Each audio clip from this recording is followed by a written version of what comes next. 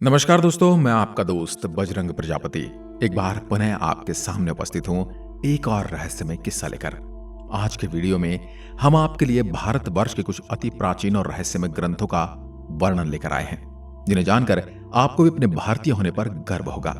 वैसे तो आजकल की युवा पीढ़ी प्राचीन भारत के इतिहास और धर्म ग्रंथों को मजाक उड़ाकर, उन्हें बेबुनियादी बताकर खुद को मॉडर्न कहलाना पसंद करती है। हमारी प्राचीन ग्रंथों में जो ज्ञान, जो जानकारी है, उनकी तो किसी को कदर ही नहीं है। दोस्तों, हमें उन ऋषि मुनियों का आभार मानना चाहिए जिन्होंने रहस्यमय ज्ञान को हमारे लिए ग्रंथों में लिपिबद्ध किया और वे हमें ये प्राचीन सभ्यता सौंप कर गए। दोस्तों, एक तरफ जहां हमारे देश के युवा ही अपने ग्रंथों का मजाक बनाते हैं, वहीं दूसरी ओर दुनिया भर के लोगों ने भारत में आकर हमारे ग्रंथों का अध्ययन किया है और अपने ग्रंथों की रचना की है और यहीं से सीखकर उन्होंने कई आविष्कार भी किए हैं। अगर आपको इस बात पर यकीन नहीं है तो उदाहरण के लिए हम आपको आज वो देने वाले हैं। तो चलिए शुरू करते हैं आज का वीडियो। और अगर अभी आपने हमारे चैनल को सब्सक्राइब नहीं किया है तो जल्द ही सब्सक्राइब जरूर कर लें और साथ ही बेल आइकन जरूर दबाएं ताकि आने वाली हर वीडियो का नोटिफिकेशन आप तक पहुंचता रहे। धन्यवाद। विज्ञान भैरव तंत्र। दोस्तों, वैसे तो तंत्र शास्त्र पर सैकड़ों पुस्तकें मिल जाएंगी, लेकिन सबसे महत्वपूर्ण पुस्तक है विज्ञान भैरव तंत्र। यह पुस्तक किसने लिखी है, आज तक एक रहस्य बना हुआ है। कहा जाता है कि यह पुस्तक भगवान शिव और माता पार्वती के संवाद में अस्तित्व में आई थी। इस पुस्तक में भैरव तंत्र यानी पार्वती के द्वारा प्रश्न पूछे जाते हैं और भगवान शिव उसका उत्तर देते हैं। इस पुस्तक में कई रहस्य और गुप्त विद्याओं के संबंध में बताया गया है, जिसे पढ़कर आप हैरान हो जाएंगे। नंबर 2, अष्टाध्यायी सूत्रवृत्ति। पाणिनि द्वारा रचित दुनिया भर की प्रथम भाषा का प्रथम ग्रंथ है, जो 500 वर्ष ईसा पूर्व की है। इस किताब का नाम अष्टाध्याय इसके 8 अध्यायों की वजह से पड़ा है। ऐसा कहा जाता है कि इन योग सूत्रों को समझने के बाद आपको जिस ज्ञान की प्राप्ति होती है वो दुनिया में आपको कहीं भी नहीं मिलेगा। पाणिनि के इस ग्रंथ पर महामुनि कात्यायन का विचित्री वृत्त ग्रंथ है और इसी तरह महर्षि पतंजलि ने इस ग्रंथ पर विषाद विवरणात्मक ग्रंथ महाभाष्य लिखा। योग सूत्र में ही अष्टांग योग की चर्चा की गई है। यह अष्टांग योग दुनिया के सभी ग्रंथों और दुनिया के सभी तरफ के दर्शनों का सार है, जिससे मोक्ष की प्राप्ति होती है। नंबर 3, सामुद्रिक शास्त्र। सामुद्रिक शास्त्र भी एक रहस्यमय शास्त्र है जो व्यक्ति के संपूर्ण चरित्र और भविष्य को उजागर करके रख देता है। हस्तरेखा विज्ञान तो सामुद्रिक विद्या की बस एक शाखा मात्र है। सामुद्रिक शास्त्र मुखमंडल तथा संपूर्ण शरीर के अध्ययन की विद्या है। भारत में यह वैदिक काल से ही प्रचलित है। दक्षिण भारत में यह ज्ञान ज्यादा प्रचलित रहा है। इसके जानकार भी दक्षिण भारत में ही पाए जाते हैं। इस विज्ञान का उल्लेख प्राचीन काल ज्योतिष शास्त्र में भी मिलता है और ज्योतिष शास्त्र की ही भांति सामुद्रिक शास्त्र का जन्म भी लगभग 5000 साल पूर्व में ही हुआ था। इसका प्रचार प्रसार सर्वप्रथम ऋषि समुद्र ने किया था, इसलिए इसका नाम उन्हीं के नाम पर सामुद्रिक शास्त्र हो गया। भारत से यह विद्या यूनान, चीन, रोम और इजराइल तक पहुंचेगी और आगे चलकर यह संपूर्ण यूरोप में फैल गई। कहा जाता है कि ईसा पूर्व 423 में यूनानी विद्वान इन शास्त्रों को पढ़ाया करते थे। इतिहासकारों के अनुसार हिपांजस और हगल की विधि पर सुनहरे अक्षरों पर लिखी सामुद्रिक ज्ञान की एक पुस्तक मिली, जिसे सिकंदर महान को भेंट कर दिया गया था। नंबर 4, उपनिषद। दोस्तों, उपनिषद का नाम तो आपने सुना ही होगा। इसकी कुल संख्या 108 है। उपनिषद भारत का सर्वोच्च मान्यता प्राप्त विभिन्न दर्शनों का संग्रह है और इसे वेदांत भी कहा जाता है। उपनिषद भारत के अनेकों ऋषि मुनियों के वर्षों के गंभीर चिंतन और मनन का परिणाम है। उपनिषदों को आधार मानकर इनके दर्शनों को सभी भाषा में रूपांतरित कर विश्व के अनेकों धर्मों और विचारधाराओं का जन्म हुआ। जगत गुरु आदि शंकराचार्य जी ने जिन 10 उपनिषदों पर अपना भाष्य लिखा, उन्हें प्रमाणिक माना गया है। उपनिषद वेदों का सार है। उपनिषद में कई रोचक और अलौकिक और रहस्यमय बातें कही गई हैं। इसे पढ़कर आपके सोचने का नजरिया बदल जाएगा। नंबर 5, बेताल पच्चीसी।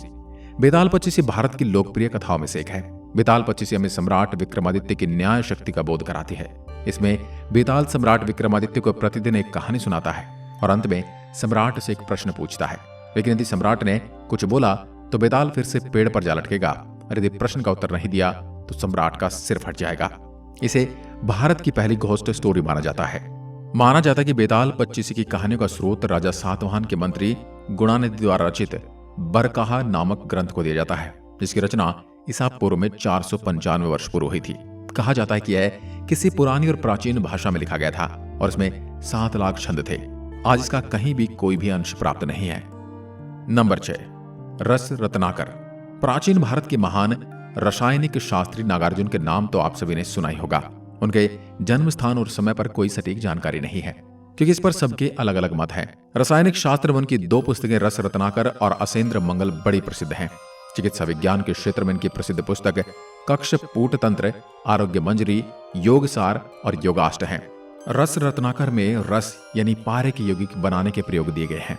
इसमें देश में धातु कर्म और कामीय गरी के स्तर पर सर्वेक्षण भी दिया गया था। इसके अतिरिक्त रस रत्नाकर में रस बनाने के प्रयोग दिए गए हैं। इसमें धातु का सामग्री के स्तर पर सर्वेक्षण किया गया था। इस पुस्तक में चांदी, सोना, टिन और तांबे की कच्ची धातु निकालने और उसे शुद्ध करने के तरीके भी बताए गए हैं और इसमें सोना बनाने की विधि का भी वर्णन है। पुस्तक में विस्तार पूर्वक बताया गया है कि अन्य धातुएं सोने में कैसे बदली जाती हैं। यदि सोना न भी बने तो फिर रसागम विस्मन द्वारा ऐसी धातु बनाई जा सकती है जिनकी पीली चमक सोने जैसी होती है, जिसमें हिंगुल और टीन जैसे केल्माइन से पारे जैसी वस्तु बनाने का तरीका भी लिखा गया है। नंबर 7, व्यामनिक शास्त्र। यह एक रहस्यमय किताब है और इसके रचयिता हैं ऋषि भारद्वाज। उन्होंने इस किताब में विमान बनाने की जिस तकनीक का उपयोग किया था उसका प्रचलन आधुनिक युग में भी होने लगा है। ऋषि भारद्वाज ने यंत्र सर्वस्य नामक वृद्ध ग्रंथ की रचना की थी और इस ग्रंथ का कुछ भाग स्वामी ब्रह्मा मुनि ने विमान शास्त्र के नाम से प्रकाशित करवाया था। कहा जाता है कि इस दिव्य ग्रंथ में उच्च और निम्न स्तर पर विचरण करने वाले विविध धातुओं के निर्माण का विवरण मिलता है। नंबर 8, अथर्ववेद। अथर्ववेद के सूत्रों को समझना बेहद ही कठिन है। इस वेद में कई तरह की विद्याओं का वर्णन मिलता है, जैसे प्राण विद्या, मधु विद्या, सम्मोहन विद्या, विकर्षण विद्या एवं संवर्ग विद्या आदि। वर्तमान में प्रचलित रेकी विद्या का जन्म भी इसी विद्या से हुआ है। दरअसल इस विद्या का जिक्र हमें अथर्ववेद के 13वें अध्याय में मिलता है। अथर्ववेद के अनुसार यदि किसी षड्यंत्रकारी ने यदि घूस देकर अथवा किसी अन्य उपाय से आपका हित किया है तो आप किसी यक्ष का स्मरण करके ध्यान अवस्था में रहते हुए भी आभास पा सकते हैं कि आपके खिलाफ कहां कौन सा कुचक्र हो रहा है। कुछ इसी तरह की विधायक विद्या है संवर्ग विद्या, जो उपनिषद योगिन गाड़ीवान को आती थी। यह गाड़ीवान ही रेकी ऋषि थे। इनका नाम गाड़ीवान इसलिए था क्योंकि अपनी गाड़ी में ही सोते थे। रेकी ऋषि ने विराट से झरती ऊर्जा को सीधे सीधे ग्रहण करने की विधि अपनाई थी। उनकी इसी विद्या को जापान में रेकी कहा गया है। कई लोग इसके पीछे का इतिहास नहीं जानते हैं, इसलिए वे रेकी को जापानी विद्या मानते हैं। और इसी के साथ आपको यह भी बता दें कि सम्मोहन यानी हिप्नोटिज्म का जन्म भी अथर्ववेद से ही हुआ है। सम्मोहन विद्या को ही प्राण विद्या या त्रिकाल विद्या कहा जाता है। इसे मोहिनी विद्या और वशीकरण विद्या भी कहा जाता है। हमारे ऋषि मुनि सिद्धियां और मोक्ष प्राप्ति के लिए इस विद्या का उपयोग किया करते थे, लेकिन अब यह विद्या गलत लोगों के हाथ में लगी तो उन्होंने काला जादू करना शुरू किया। लोग अपने वश में करने लगे। इस प्रकार अनेकों रहस्यमय ज्ञान से भरा हुआ हमारा इतिहास जो आज भी कहीं किसी न किसी ग्रंथ में छुपा हुआ है। नंबर 10, लाल किताब। कहा जाता कि प्राचीन काल में आकाशवाणी होती थी और उसी आकाशवाणी के जरिए कुछ इस प्रकार के ज्ञान की बातें होती थी जो साधारण मनुष्य की सोच से भी परे है। उस वक्त जो ज्ञानी महात्मा ऋषि मुनि होते थे वे इतने ज्ञानी होते थे कि आकाशवाणी को सुनकर ही उसे याद कर लिया करते थे और एक पीढ़ी से दूसरी पीढ़ी को वह ज्ञान सुनाते थे। और इसी तरह लोगों ने इन सभी रहस्यमय ज्ञान को ग्रंथों के रूप में लिपिबद्ध कर लिया था। साल 1939 ईस्वी में रूपचंद जी ने लिखा है कि उन्हें हिमाचल से एक पांडुलिपि मिली थी जिसका उन्होंने अनुवाद किया था, जो कि ज्योतिष शास्त्र में पारंगत थे। रूपचंद जी जानते थे कि लाल किताब ज्योतिष के पारंपरिक प्राचीन विद्याओं का ग्रंथ है और यह विद्या हिमालय से उत्तरांचल तक फैली हुई है।